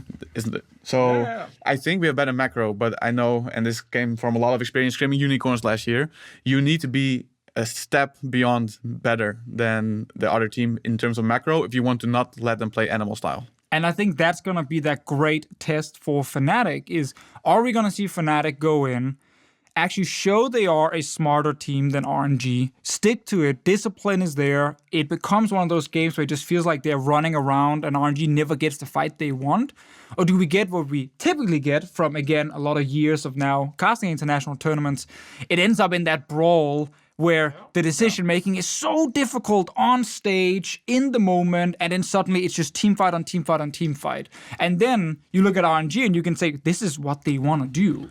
Yeah, absolutely. And then it gets hard, man. It gets really difficult. Yeah, which is why I say I think we're better than RNG, but I will definitely not predict a 2-0. I will not predict anything, actually. I just think that's really scary because there's a very reasonable chance in the best of one that there will be a slip-up where someone thinks the fight is good when it's actually just not as good as he thinks it is, and you can just lose the game off of that. Or someone moves a wave too early and you end up in a team fight again. I mean, we've had it happen at Worlds. We had a 4k gold lead, I think, with Rift Herald up, and we moved from a minion wave too soon, and basically the game is over, even though we have a 4k gold lead. Yeah. So I'm curious, the concept of carries being outclassed is interesting to me. Do you feel like now on the world stage that you can continue to outclass other carries? Because Deficio is saying that he doesn't feel like that's a factor. Obviously, Xiaohu and Uzi are both strong players. BDD and Prey, you have very strong players. But do you feel like that's something you can still leverage at all? And then if you can't, do you feel like your team, how much weaker do you feel like your team is because of it? And I'm going to continue to ramble because I realize this isn't the best question because I haven't stated my opinion. Great to start. So my thing is I don't think we got to see, from a fan perspective, what it looked like when Fnatic was even in terms of skills against their laners, right? Like you guys have said it yourself, you always knew late game, Caps reckless, Caps reckless, Caps reckless. I don't think we've gotten to see a game in Europe really this season where they've been completely contested. One game I remember, Misfits versus Fnatic. Kingzone and Nivea. It ended up being that 50-minute long game of like, but again, it's the only example I got in mind, where it was like super back and forth carry-wise. If we look at the other teams, right, like there's an argument for when you guys would play against Splice, that Kabe maybe would be able to go toe-to-toe with that late game stuff, but Niski wouldn't be able to go toe-to-toe mid lane, right? And then maybe there's an argument for, but it feels like no team in Europe can match you in both mid and AD carry. You guys would always have an advantage in one of those roles pretty clearly, I would say. And so I'm wondering, like, do you feel like you can still have those advantages? And if you can't, how much does this actually affect the game plan and the style from Fnatic we saw in the EU LCS? I think bot lane's really stacked at MSI. Like, I think bot lane's stacked. Like, I wouldn't say necessarily that. I don't even think it's realistic to say we'll pull ahead there. You know, like break even. Sometimes maybe even lose because like it's really stacked. Mid lane, however, BDD, yeah, he's really good. Zhao, yeah, sure. Pobelter? That's the questionable one. I'm not sure. I really don't know. I think Caps is... Personally, I think Caps is better than Pobelter. I think that's where we will be able to get something. I think that's a fair statement, yeah. Other than that, no, I don't think so. But I definitely think that the mid lane matchup against Team Liquid is in our favor. And whether we'll be able to pull advantages out of that or not, obviously depends on a lot of different factors. But I think it's realistic to say that we can. Mm-hmm. Yeah, I just think we can't rely on just winning team fights later on, based on being better players, right? So we're not gonna draft 3 losing lanes and hope for the best. But it doesn't mean that we cannot draft for late game. It just means that we cannot draft 3 losing lanes and then hope we get a team fight. But it also doesn't mean we have to draft 3 winning lanes to win the game because whatever reason. I think we can have very balanced drafts. Like I said in the philosophy, we can draft that we are better than the opponent. Not that they are bad or that we are good. Yeah. Just draft very normal, draft strong team fights with good solid lanes, lanes. good scaling. Yeah, just the Maokai, the orange, the reliable situation. No, I'm kidding. It's just like, you know what I mean? Like there's like this really, just a really standard comp. I think is what will work for us. I think if we can just play standard, I do think we're top 2. Personally, I think if the game is normal and we can just play our game, they play their game, we just bash heads. I think top 2 is realistic for Fnatic. And I think, like, if you guys get top 2, one, of course, great achievement already. But also just looking at, like, it was so huge for Fnatic overall and the way I think we look at Fnatic, because we're so used to just seeing, like, these great carries. Like, all the other players are doing everything they should do to enable the carry. So it's not just 2 people only, but if we get to see like a Fnatic walk in and just like cleanly dismantle an RNG or something in the early game, cleanly set up the Baron, take it, something you guys did struggle with during the split was like these first Barons typically wasn't the easiest setup for you guys, which was why you ended up often going to late game as well. But if we start seeing that, it's obviously a great testament to the improvement of the team. So that would be amazing. I think like this tournament could be a fantastic thing for Fnatic to really also show what they've been working on behind the scenes that they didn't necessarily have to pull out in Europe because they could win, in more reliable ways. I mean, I love games like that. Like if you guys first game come on stage, dismantle a team, anyone who predicted anything is instantly screwed. I think like, it's screwed really fast too. Like if Kingzone wins the group and they choose us in the semifinals, you might not see us go top 2 at all, of course. Like that's the thing. I think that's a really big deal for this MSI is the way the format is that if you look like the weaker team, but you're still top 4, if Kingzone probably is going to be first, if they are, they're going to snipe you, They're going to take you out first. They're going to be like, yeah, these guys are the weak link. We're going to the finals straight away. Let's go. So if you look like a stronger team, or at least the team that they think is not as good as a match for them, I think top 2 is much more realistic all of a sudden. But I think that's kind of the test for it's okay the 3 to go teams. 0-2 versus RNG as long as you go 1-1 versus Kingzone. So you put that fear into their heart. It's. I think it's really important that you show something to the first place team, I guess. And again, I that's kind of cool. Yes. I actually, they're the king of the group. They get to choose. Who is walk into the room and beat the biggest guy first. Who, what I mean? Who's gonna get pummeled here? Imagine that nightmare scenario where they're like, you know what, Fnatic clearly is the other really good team. Okay, we'll take them out first. But that's my point. Like, if they want a handshake on that, I can respect that. But is that the smartest decision? I'm not sure.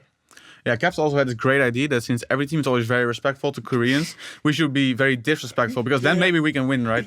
Like you're scared. But then, what if you get second in the group and they just snipe you because they don't like you? No, I was just saying that we should just like all hard flame them and then they're gonna throw them off. They're gonna tilt, using hard flame, BDD, like international choker, and then just, say things like and then the BDDs are gonna be like, oh, what? Everybody's usually know what to do anymore.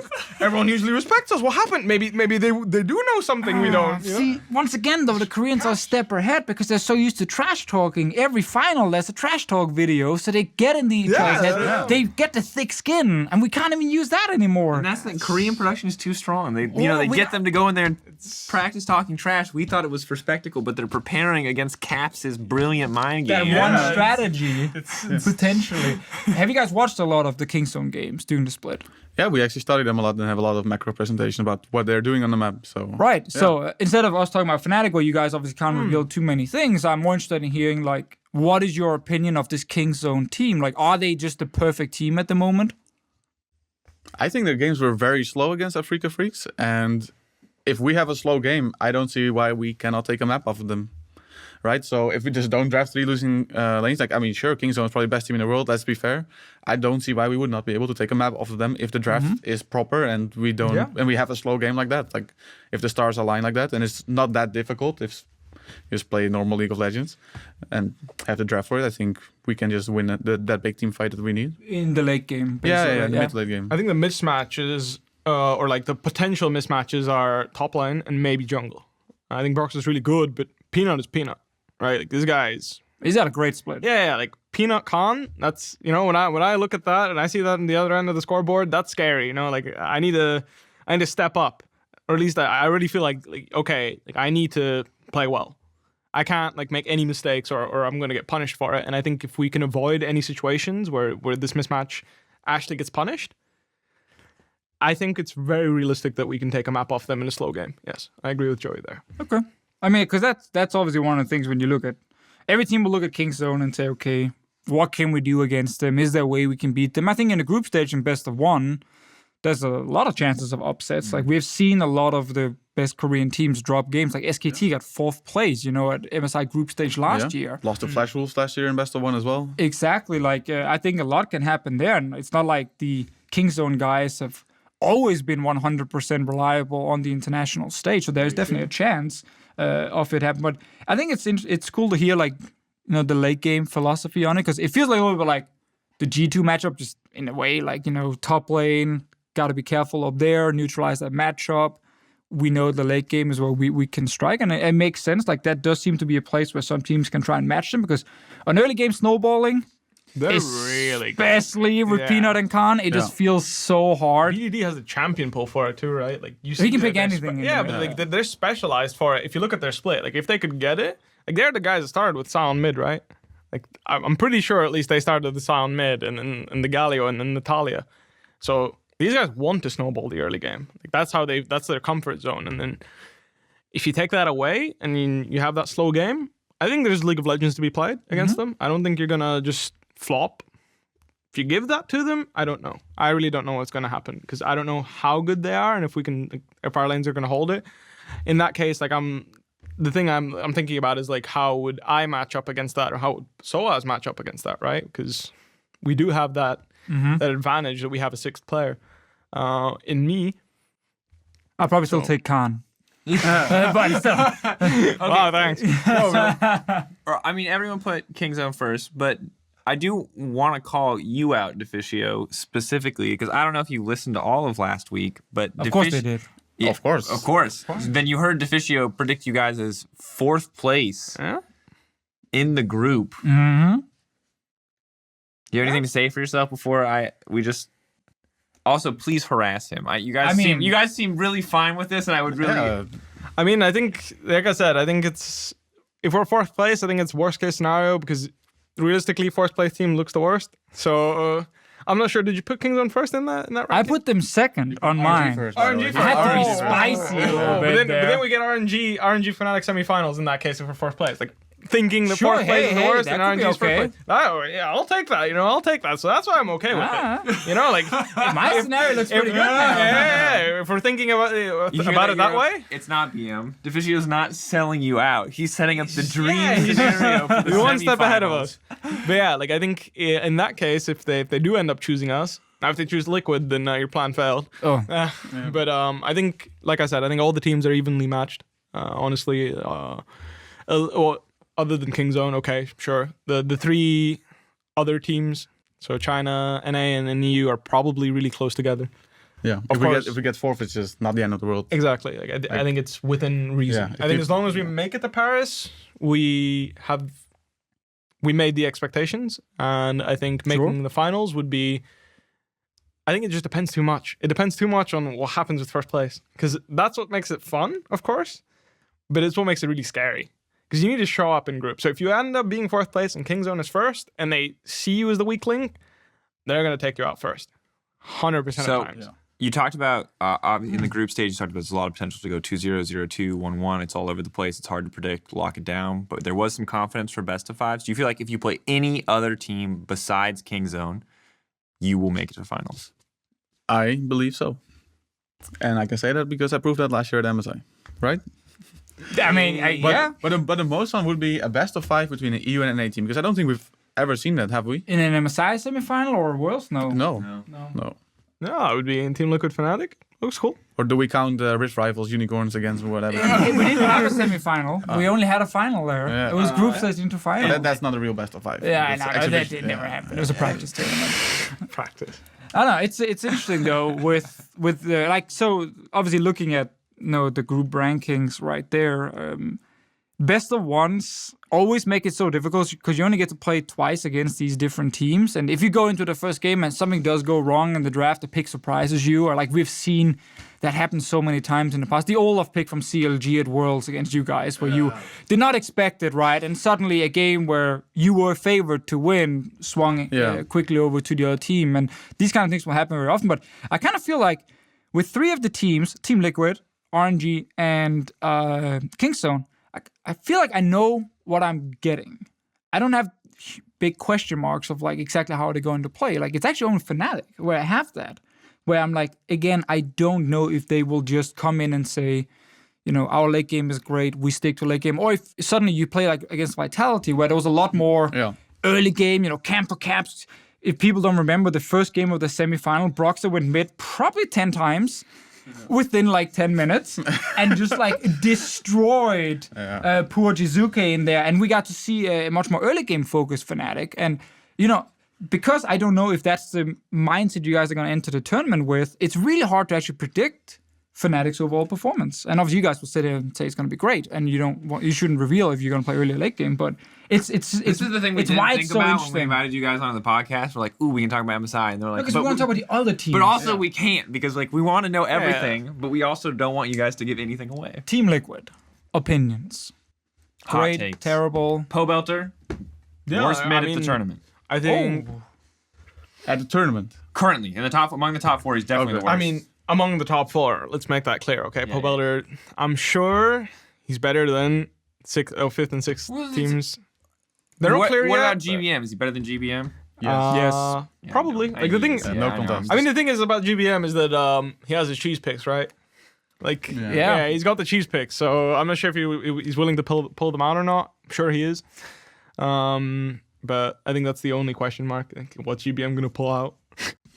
I think that's like the big deal, and that's what I also think about like Supermassive. They said they were going to be able to beat us. And they could take. They're the not game even off us. at group stages just yet. Yeah, no, I'm just saying they say they are, and I think that it's really relying on him and Snowflower, because I think the other lanes just can't add up. Like there's no way they can take a straight laning phase against any of the top four teams for longer than 10 minutes. I think there will be advantages, whether it be CS or kills. That's just how it usually is. I think that's the biggest problem the emergent regions have, is that they just don't have a big enough pool of talent to match up against the major regions. All right, but mostly I was memeing on the Belter thing. But I do think he has a weakness. But I do want to talk about the rest of Team Liquid course. and how the rest of the matchups stack up. Because, I mean, I think everyone's excited for bot lane all the time forever. Of course. Because of the 80 carries that are here. And so how do you feel about that matchup? What are your guys' opinions on Ole, specifically as a support? I'm curious to... I know Martin said he's very annoying to play against because this guy doesn't roam. He just he always just bases and just runs back to his lane. He has a very lane-focused approach. So he's very annoying to play against for our bot lane. Or at least that's what they said. I'm sure he's he looked like a good player, right? Yeah, like they both look good. Yeah, I think their bot lane's really good, but I think it depends. League of Legends, like this entire split, has been mid jungle, and then where does mid jungle go? And considering we have the stronger mid laner, at least I think so, and I think we can all agree that we probably do. Initial expectations are definitely in favor of Caps. I'll say that. That the mid jungle influences whatever they want to. So if they decide to influence that bot lane and we end up winning that mid jungle, then Team Liquid's bot lane is going to have to bleed for that. Yeah, I also think Ole relies sometimes on a few specific champions. Right. And then again, we also rely sometimes on a few specific champions or a few specific matchups. So I think the bot lane is going to be decided mostly by draft. Okay, I can agree with that. Team Liquid over in North America definitely looked like the smartest team. I think in the way they were playing, didn't win through laning phase, which was obviously it's a good thing going into an international tournament. You don't just rely on stomping lanes. There was a lot more focus on Xmithy, obviously, specifically dictating the game, and then just. In the mid game, like they're smart. Like they understand how to snowball an advantage. They are good with the vision setup. They're good at setting up the correct play, especially around double lift specifically. And while Pole Builder is not going to be the greatest carry of all time, like he's pretty reliable. He's reliable for sure. Yeah, he's a consistent player. So that's the thing with Team Liquid that's going to be interesting during this tournament. Like, will they actually be able to use? And have you guys noticed this from obviously playing them that like really good mid-game setups and kind of understanding of how to play macro without necessarily just winning through only late-game team fighting or pure laning phase?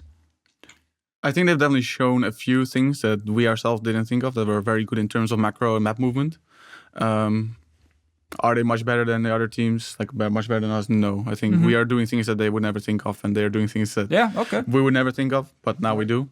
So the question is, do they copy the good things from us, and do we copy the good things from them? I know we're copying a few things, but they may still have some aces up their sleeve.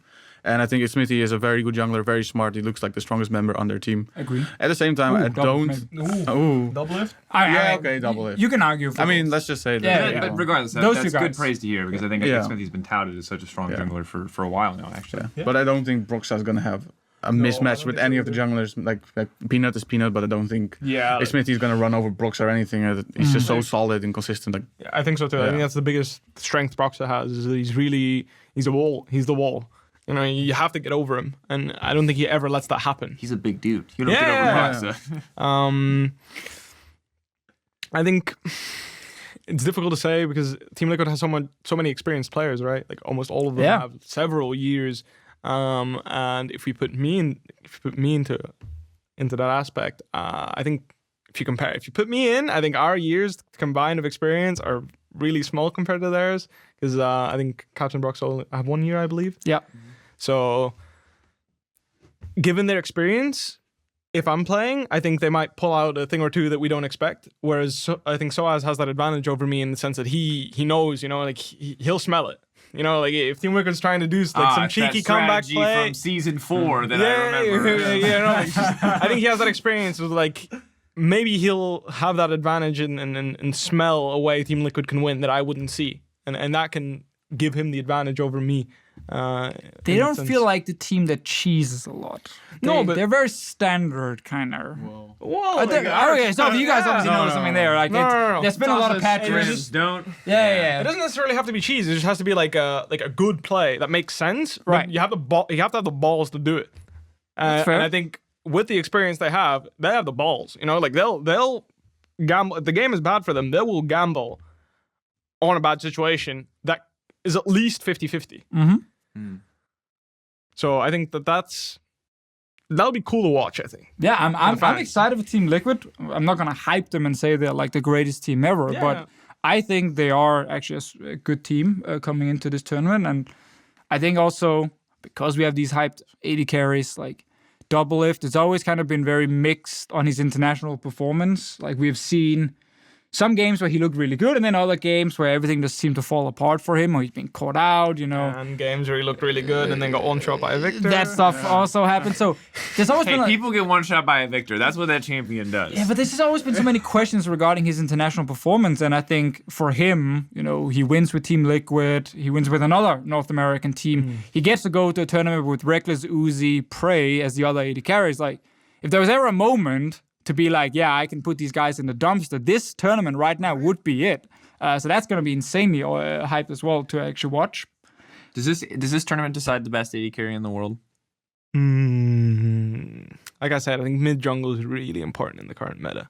Like, like if you're playing against Kingzone, and Uzi might be a better AD carry than Prey, I'm not sure. People say he's the best. Some do, some don't.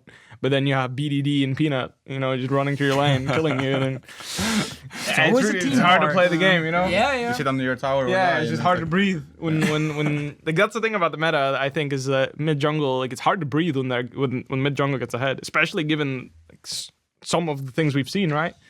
Like if there's a Skarner running around, with Predator, then your turret's not safe anymore. From a caster broadcast narrative, you can definitely spin it as this tournament can show us who is the best AD carry in the world right now. That's like for sure. when you have these names here, if Kingzone ends up losing a final and Reckless hard carries Fnatic, trust me, people are gonna say he's the best AD carry in the I world. will come on the show and say that over and over again for an entire year. Yeah, but that's just how it works. Like if I hard carry, everyone's gonna say I'm the best top laner. If Khan hard carries, he's gonna be the best top laner. If you hard carry at any international event, people are gonna say you're the best. Isn't that why people always said the Faker was the best? Because he ended up hard carrying international events. We also hard carried in Korea. But yeah, it's fair. He always hard carried, and that's my point. Like if Krabs hard carries, he's the best. If anybody, you can name anybody, even a support player. I mean, we had he's the best. MSI last year with Perks, when he played so well. There was a lot of discussions going on about him actually being the best performing mid laner, during that one tournament. And I mean, that's again the really awesome things when we have so many stacked lineups now facing each other during the tournament itself. But the AD carry topic will just be there through all the games we're gonna watch, and it will be a discussion on can anyone challenge Uzi, Prey, can Reckless live up to the hype, and the same for Doublelift. I mean, I'm excited. I know we'll hear it probably too much by the end of the tournament, but regardless, it'll still be interesting. I'm killed on the podcast. I mean, the thing is that there's just like every matchup is interesting to me because even top lane, where you talk about three, maybe primarily tank players, even Khan just being in there makes the whole thing interesting to see actually who gets the edge there. But overall, I'm excited to see for MSI. Can we get one last I want one last strong statement to end our MSI discussion. I'm trying to figure out how to get it out of you guys, but I just want EU fans to have something to hold on. We'll print it on a poster that they can wave from the crowd, Give us your top 4 placements after groups. We did it last week with the predictions. Yeah. Where After groups? So if you guys had to rank where, the teams are going to end once groups is over, who's first in the group? You can have your separate ones or you can do it together. Yeah, I think that's really hard. I think if you're trying to be realistic, it's, it's almost impossible to be realistic about this. I mean, yeah. But that's the thing about this that makes it fun, right? Because if you had all the answers, then it would be boring. But you don't. Even that's the thing. Take what's a fun, risk. even if I had all the answers, even if I had all the formulas, I don't think my answer would always be right. And I think that's what makes the tournament fun. I mean, yes, there's a lot of random things that can happen. And I don't think the better team is necessarily going to finish first, second, or exactly, third, right? Exactly. Well, That's what my experience was. I'm going to go and throw and say that Kingzone will be first. Okay. Spicy. Okay. Yeah, Spicy. it's fair. Good start. I think that they don't necessarily have to be. I just think that their players are actually good at best of one. Like they actually look like they have scary players in best of one. Like they look like players like any 5 of them could just have one good game and carry it straight up. And that's what makes a good best of 5 team, I think. So Kingzone first, and now it gets hard. Here's where you have to think what's gonna happen. I mean, second place, it's pretty obvious. Yeah. Even if you don't Team agree. Liquid. Put it in. You have to say it, even if you don't agree. But I actually think we're second best. Yeah, I think so too. Okay, Fnatic gets second place. You have to say it even if you don't agree. I'm glad you're here. I agree. That's the Youngbuck quote I want to take away from this. Third place. Third place. I have my answer ready, but I want to hear yours. Team Liquid. Okay, I had RNG. and I think Team Liquid is a better team. But I think RNG, best of one power. Yeah, so I best would of- pick Team Liquid in the best of 5, but RNG, best of 1. China, in best of 1 is just disgusting. Yeah, obviously. But Very it's also, unpredictable. It's also the other way around for me is that, for me, the question is Impact going to pick carries? You know, is he going to try and get something out of these expected tanks, right? Because we don't know what Let Me is going to pull out, but we're expecting tanks to show up. I think MLXG is also somebody that, at least in his region, very much does a lot of surprising things. He's some very interesting pathing from some games, and I don't think Xmithy is going to let that happen or be shaken by that. He's definitely played against him before. And Yeah. Been, seen it. Yeah, that's what I'm saying. So, I expect Xmithy to be able to handle that. And I think if you take that away, I feel like Uzi is the type of player that you need to teach him a lesson every game, in the sense that he won't respect you for the first gank, and then after he'll start, he'll be cool again. So, for example, if the enemy jungle could be there, I feel like he ends up, either burning his summoners or something, and then he's reminded, okay, I gotta chill. And if you grab that opportunity and you make a count, I think Doublelift will be able to run away with that lane. So, one of the most interesting interviews I've seen in a long time when it comes to League of Legends teams was actually done by the LPL broadcast. It was by Frost Curran when she interviewed Uzi before the LPL final. And they were talking about this part specifically of Uzi, getting ganged or sometimes needing someone to guide him around. And he specifically said that he's so focused, he's so tunnel vision on himself and his mechanics and the small moves he's making, trying to beat this other AD carry in lane, that even if the enemy jungler walks over a ward, he doesn't really pay attention to it. Yeah. And he needs someone next to him who is effectively constantly telling him what's happening. And it actually is something we've seen in the past where teams have found success, early ganking him, trying to shut him down. And you can actually punish that part a lot and try and catch him out. But that's always it's rare I hear a player admit that. Most of the time they're it wasn't really my fault, I was doing something else, but, normally I will always spot it. But he actually said, no, I'm so focused on my individual part that I can miss this kind of stuff. And I was just it was fascinating because it also kind of explains why sometimes Uzi in the past have just randomly been caught. Where you're why are you doing this? No, that's what I'm saying, but that's actually a big weakness, because I think it is a weakness. If you do that against a team like Kingzone, you slip off that one time, they're going to run away with it.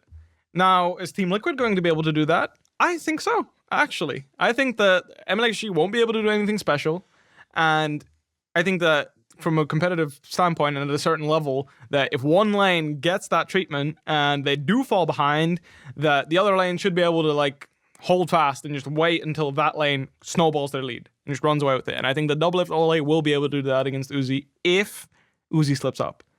Whether he will or not, I think so, because from what I've seen, it's every game, you give him a little shake, the enemy jungler just comes to his lane and shakes him up a bit, and depending on how hard that is, he either dies or he blows summoners or whatever.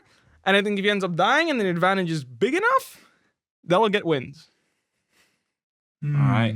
Yeah. Or there will be a 5v5 in the bot lane. Well, that's what I was about to say. The theory is all great, but in practice, RNG tends to get some of their fights, even if it wasn't planned always. Yeah, sure. And man, they can execute those fights. Oh, that's true. Yeah. And that obviously could snowball the other way, and then the game's over instantly. It turns around. But there you go. This is the predictions, and I split you guys up. Are you guys good being separate?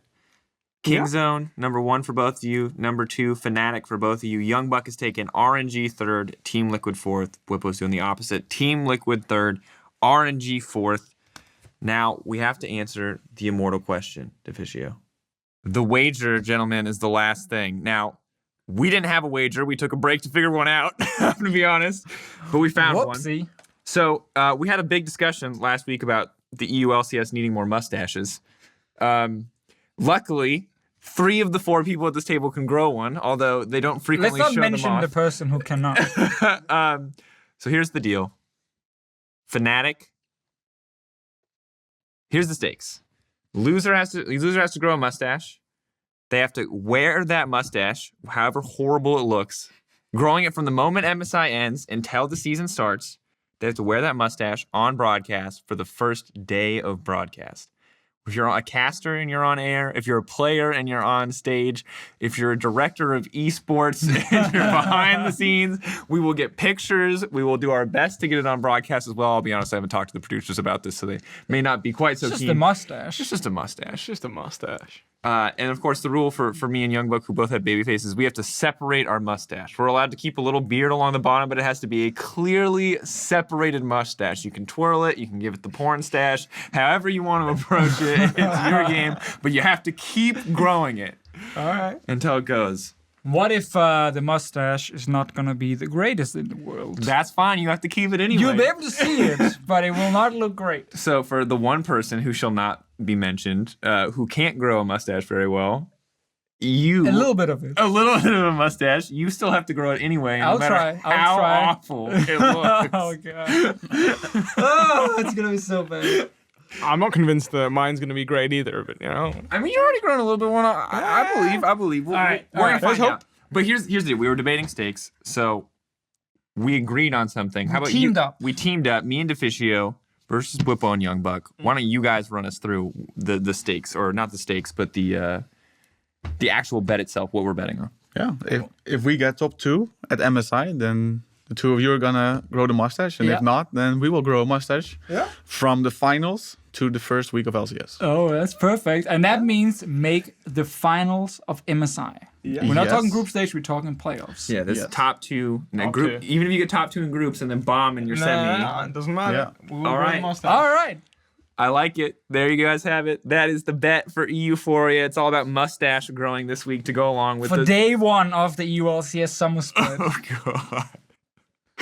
God. Pray, folks. If you're an European fan, you want Fnatic to win, and you want Deficio to grow a mustache, because it will be great. Oh, God.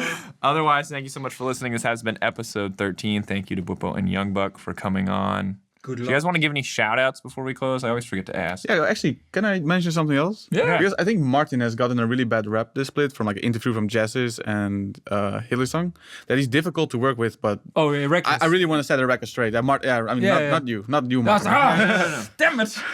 No, like Reckless is very easy to work with. It's just at the start of the split, Hillsong and Reckless butted heads in terms of how they want to play the lane, but other than that, like everything is fine between the two now that they've synergized, and he's really easy to work with. So I just want to kill that because it's not correct. All right, there it is. Dead.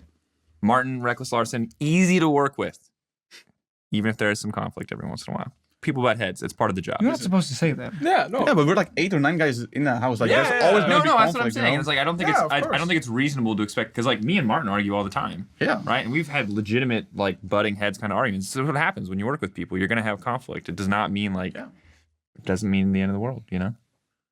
That's how it goes. Exactly. Like everyone fights with each other at some point, and it doesn't make someone hard to work with. If these two players had one argument at the start of the split, it's whatever. I like it. Yeah. We always have arguments with Dylan when we play Werewolves, so but we still love him. We still need to work with. We kill a lot of memes on this show. This was the most serious ending we've had. That's true. We always end with I used to dumb. chat, like, I want to say one thing, and I was like, ooh. And then it was very serious, which is respectable. You can say one thing. I think that's, it's totally fine. Bwipo, you want to kill any? I mean, Are you going to be the best top laner in Europe at the end of the next split? Best top laner in the world? top laner in Europe by the end of the next split. I could take that. I will take people up on that for sure. All right. Well, maybe we'll bring you back to like solidify. Now, like obviously the whole thing that I'm, people are exaggerating, especially on Reddit, and they love me. They love the I'm the best, not even top laner, sometimes best player. But like people, I came across as cocky for some reason. Maybe it's because Because you were cocky. But you admit it. I admit that I was cocky, but I won EU LCS finals. I wanted to say something. I wanted to make it fun. I wanted to make it spicy.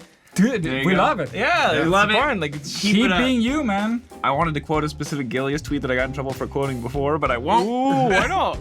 Because it got cut last time. Oh, really? Because it wasn't good. Quote it to you later. But for now, you guys can look through and find what quote I'm talking about. But this has been episode 13 of the EUphoria podcast. Thanks again for listening, and we'll see you guys in the future.